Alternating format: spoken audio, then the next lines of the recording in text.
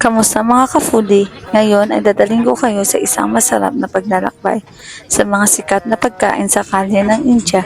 Ang paan ay isang tanyag na street food sa India na gawa sa betel leaf.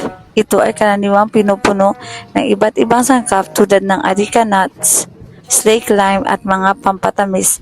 Ang paan ay hindi lamang isang pagkain kundi isang simbolo ng pagkakaibigan at hospitality sa mga Indian. Ang paan ay kadalasang kinakain bilang mouth freshener pagkatapos kumain, habang ang iba pang street food ay pangunahing pagkain o merienda. Ang pagkain ng paan ay isang sensorial na karanasan dahil ang bawat kagat ay naglalabas ng iba't ibang lasa at tekstura na hindi karaniwan sa iba pang street food. Ang natatanging katangian ng paan ay nag-aambag sa kanyang kasikatan at pagkakaiba mula sa iba pang street food sa India.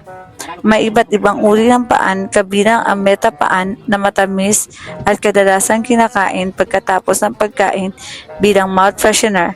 Ang mga vendor o paanwalas ay madalas na makikita sa mga kanto. Nag-aalok ng sari-saring version nito mula sa tradisyonal hanggang sa mga modernong version tulad ng flaming paan na sinisindihan bago ihain.